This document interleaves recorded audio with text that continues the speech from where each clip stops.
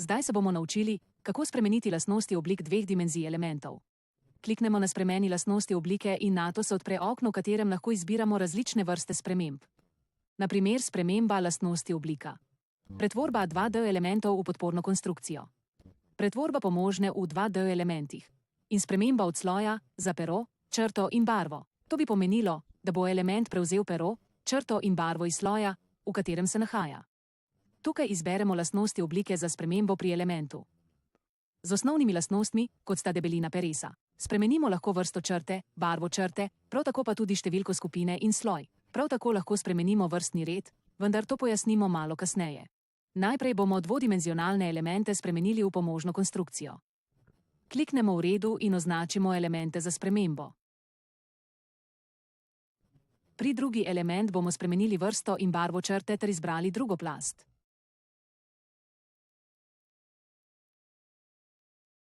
Pri izbiri plasti ne bomo označili peresa, črte in barve.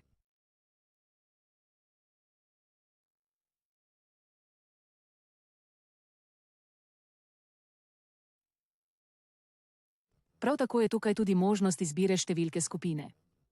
Elementi v isti skupini so narisani v istem vrstnem redu. Če držite tipko Shift in kliknete na element, so označeni vsi elementi znotraj te skupine. Kot lahko vidimo, se pravokotnik nahaja v skupini 4. Medtem ko se črta nahaja v skupini 2.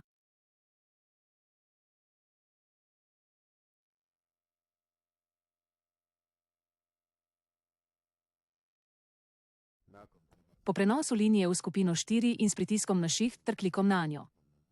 Označimo tako črto kot pravokotnik. Na ta preprost način lahko združimo poljubne elemente. Pomembno je reči, da s tem ne dajemo elementom atributov, ampak jih samo postavimo v isto skupino. Pomožna konstrukcija se ne prikaže pri tiskanju, ampak nam samo služi kot pomoč pri risanju.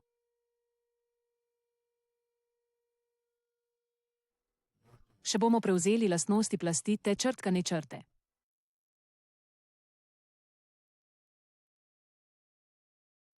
Prav tako je ena koristna funkcija tudi spreminjanje zaporedja pojavljanja elementov.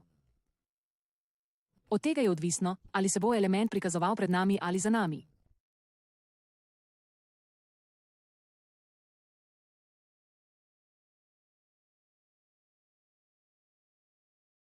Hvala za pozornost in prijetno delo z Olplanom.